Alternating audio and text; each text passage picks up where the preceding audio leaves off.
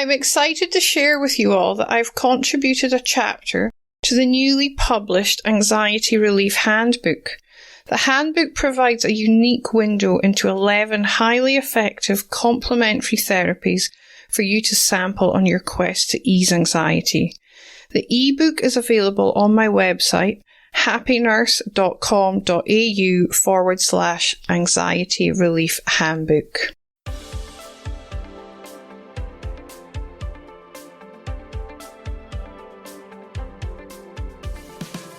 Welcome to the Happy Nurse podcast. Nurses are the backbone of healthcare, always there to care for strangers as if they were one of their own, often forsaking special moments with their own family in order to ensure another's loved one is being cared for. As nurses, self-care is essential. I am Elena Mullery, nurse educator and self-care mentor for nurses. I'm an RN with 20 years of clinical experience. I have first-hand experience of stress and burnout. It was this experience which led me to develop a passion for personal development and pursue the study of mindfulness, meditation, hypnotherapy, and neuro-linguistic programming. Each episode, I will be promoting self-care strategies to those who always care for others. I have broken self-care down into 5 aspects: mental, emotional, physical, spiritual, and indulgence, to make it easy to ensure all your self-care needs are being met. Each episode, I will interview nurses and self-care gurus from around the world to help you with each aspect of your self-care. Welcome to the Happy Nurse podcast with Elena Mullery. Welcome to everyone that's watching. Thanks for joining us on my first live expert interview.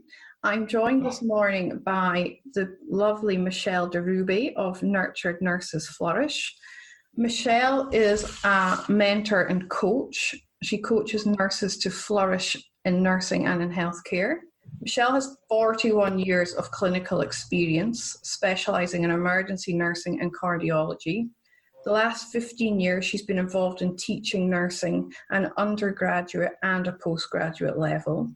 Michelle started nursing in the hospital-based system, then went to university later in her career to achieve her graduate certificate in nursing and a master's in business coaching. After she finished her master's, she worked as a consultant and coached managers and teams in organizations to achieve better outcomes in communication, teamwork, and leadership. Recently, her passion has been in positive psychology.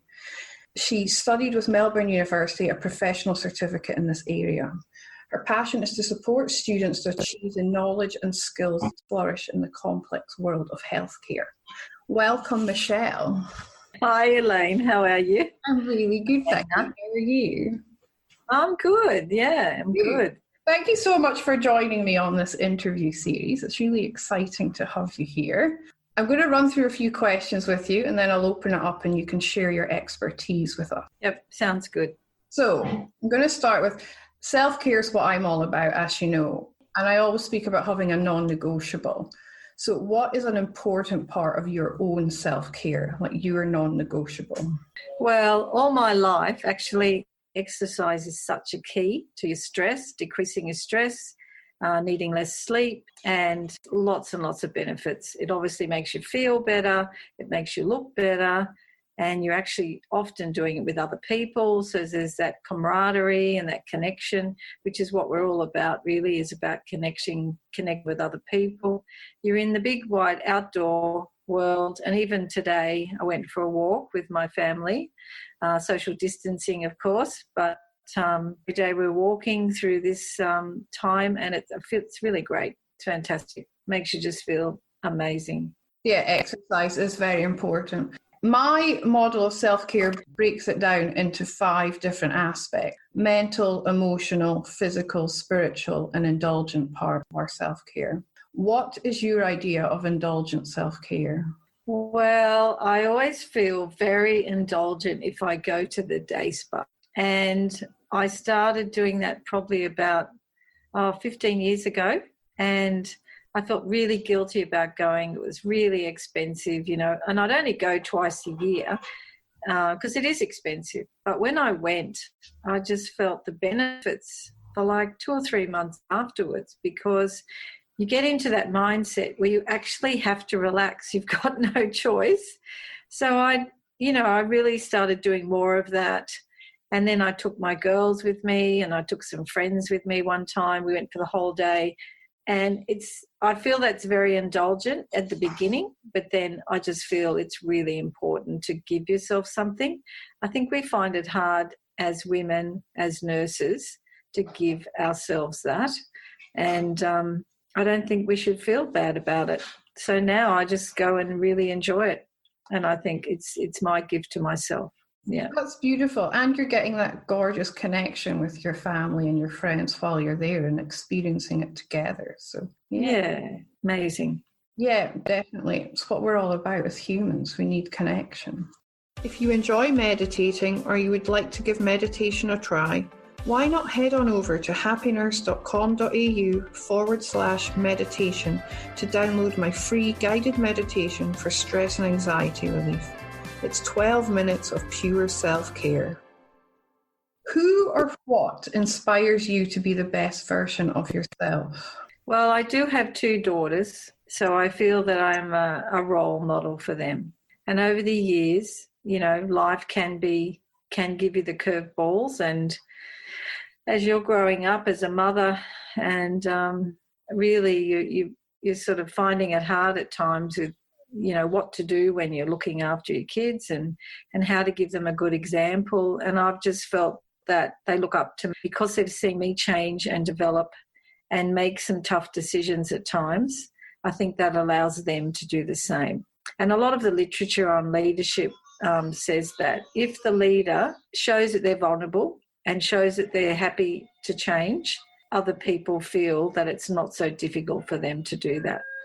I also, bring that into when I'm teaching. Obviously, I'm a very experienced nurse now, and I always feel that I'm in the classroom, I'm their leader. So, and when I'm, taking them to clinical placement, things like that, what I do as a nurse, they're watching all the time. So giving that best example is so important for them to then see what a very experienced and what a good nurse is. I must say, being in the old school of nursing, there was a lot of caring and kindness given to patients, and we did have a lot more time, I must say. But even recently, the students I've had on Prac said that they'll never forget how they saw me nurse and how caring and kind I was to the patient. So I think as a nurse and as a mother, that inspires me to be the best I can be. Yeah. Yeah, that's beautiful. And as you said, showing that vulnerability does show strength in a leader, definitely. You work with the students, I know that. What would you suggest or what's any advice you would give to students and new grads who've just qualified and now they're faced with this pandemic that's going on? Well, actually, it's the advice that a new grad I worked with has told me, which I'll share with you. Okay. We're working together, and this was before the pandemic though, but we had a pretty difficult load, a lot of confused patients, and she's been a new grad for about 6 months, and we're walking down the corridor, and I said to her, well, how do you cope with all this, And she said, Michelle, water off a duck's back. She said, I just let it roll off. And I said, well, who told you that? Where'd you get that from? I was just amazed that at her age, she was being able to be resilient and let things just flow off her. And she said, my grandfather told me a long time ago. And I said, well, isn't that great advice? I said, because you can't take things personally. And particularly in the pandemic, we're all very strung up. We're all really stressed about whether we're going to keep our jobs or not, and how we're going to, look after our family and even just ourselves. And I think the greatest advice was, don't take anything personally. Let it go like a water off the duck's back. Yeah, that's awesome, because it is that fight or flight response is activated in everyone right now. And we just have to be compassionate towards ourselves and others, don't we? And realise that they're probably stressed and working acting out of character. So yeah, awesome advice. Yeah. So now I'm going to ask you to share your expertise and encourage people to look after themselves during this time. I believe you've got some advice to share with us. I guess I'm not so much into meditation and yoga and mindfulness, but I feel that there's quite a few skills you can learn that can decrease your stress. I guess that's where I'm coming from. Obviously, the mindfulness is really important. And I think when we think of not taking things personally, that's definitely about the moment. Yeah. But some tips to me is not buying into drama. So, just if you're feeling vulnerable at the moment, which I think a lot of people are, what you need to do is think about solutions. And so instead of just being, overwhelmed by everything, okay, what can I do to make this situation better for me? And how can I look after myself here? Definitely, if you can't look after yourself, you really can't look after others. You sit back and think, okay, what are some of the solutions at the moment? What are the resources I have? Who else can help me at the moment? So instead of feeling vulnerable and really becoming a bit of a victim and complaining, it's really important to have a think, be practical. And we are incredibly practical nurses. That's what we are so good at, but we need to bring it back to us so that we can then go into that day where we have to go to the hospital and work around all these new PPE, everything, so I think that's one thing that would be really good, if you could just think about solutions and pull out of feeling like a victim, because there are so many things we can do to help ourselves at the moment. Yeah, and looking at what we can control and influence and all these changes that are going on is key. Absolutely. Realising what we can't control and accepting. Did you have some slides you wanted to share with us?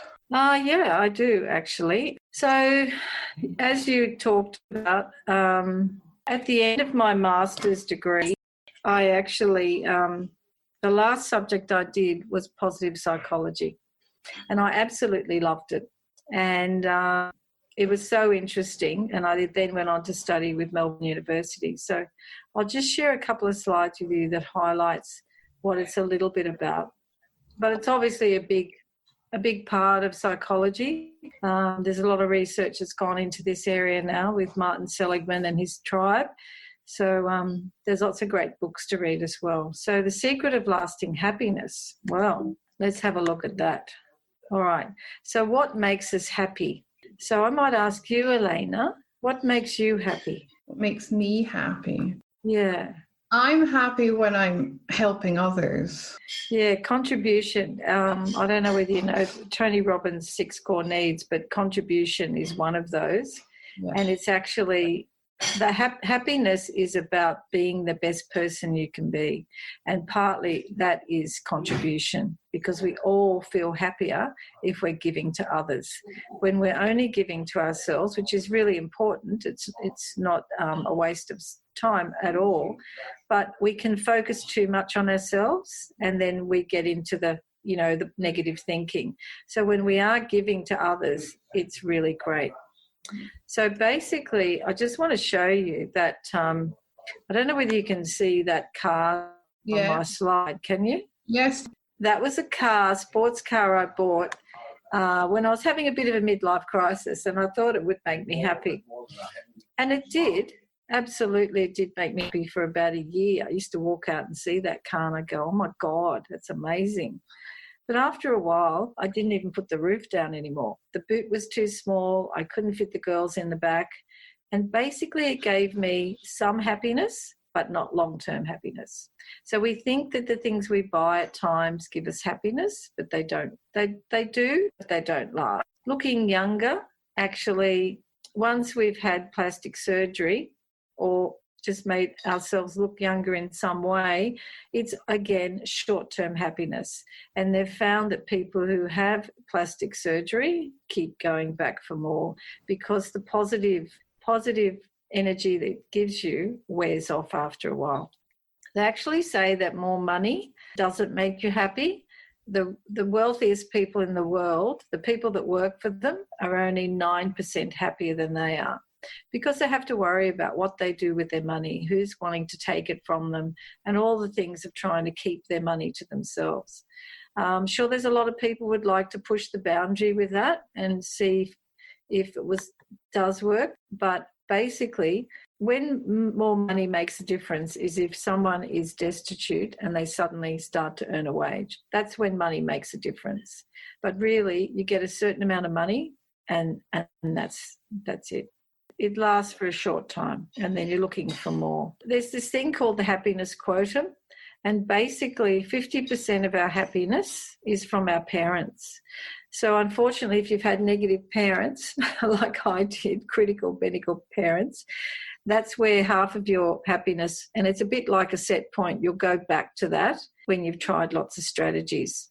10% is from things that actually happen to you. So say you have a car accident or you get a chronic illness, after a while, you'll get used to it. It's called hedonistic adjustment, and you'll go back to being that 50%, that part of this quotient of where you are. The good thing is, though, this 40% can be challenged and can be changed. So it's doing things like acts of kindness. It's looking after yourself. It's looking after your family. It's having good relationships with other people. Actually, the happiest people are people who have good relationships, who socialise a lot, and are also happy to be on their own as well. So we think that all the other things are going to make us happy. And yes, of course, it's lovely to have a nice home and a nice car. But think about it yourself. When you're doing your best and being the best person you can be, and you're continually learning, this is what is our path to happiness and relating to people in your life who are positive. So this is really interesting. Hedonistic adaptation is we have these rising aspirations all the time. We're trying to improve ourselves, and we have social comparison. And if we keep on this treadmill of just what we're doing is supplementing that happiness all the time with the things. So basically, how do we flaunt the hedonistic adaptation? What helps? There's a couple of things which are really simple. Expressing gratitude, boosting self-worth and self-esteem, helps people cope with stress and trauma, and it dissolves negative feelings. So being grateful, it's particularly at the moment of the things that we have. I mean, I'm very grateful at the moment. I'm staying with my daughter and with my partner, and we're just enjoying being together. We're actually going to do a quilt. I haven't sewed for ages, and we're making a quilt this weekend. If we hadn't, weren't, forced to stay at home, I probably wouldn't have taken the time to do it. So there's lots of positive things that are coming out of this situation as well. The other thing is practicing positive thinking. And I know that's not always easy and it sounds very glib, but we can change our thinking. And this is what I'm all about, is changing our perspective. So this is where you come in, Elena, meditation and yoga, smiling, surrounding yourself with positive people, helping someone as giving people your help and your kindness is so important to our own positive thinking and positive health. No one is perfect, so let's just move forward. If we make a mistake, don't beat ourselves up. We're just all human beings and we're all trying to do our best with the information that we have. Singing is good. I love dancing. I do sing as well. Sometimes I sing to the patients. One time I was singing to these three guys in a three-bedded room, and they said to me, "Sister, I think you better give me the keys because you've been in the drug cupboard." So, I mean, you can have fun at work, do silly things. I love to sing and I love to dance. So that makes me feel happy. So the takeaway message is you can influence your happiness quotient, use gratitude and positive thinking.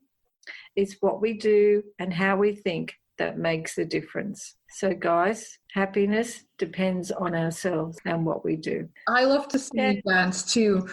My voice is not the best. I recently had a patient say to me, "Can you please stop singing?"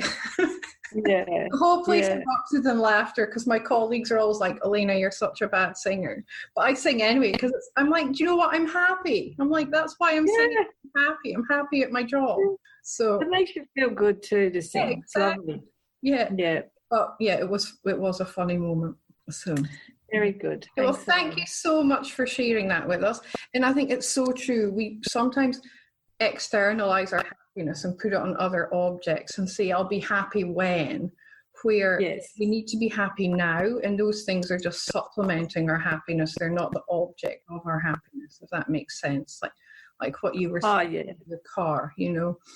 Yeah, it's nice to have these things, but our happiness can't depend on having them.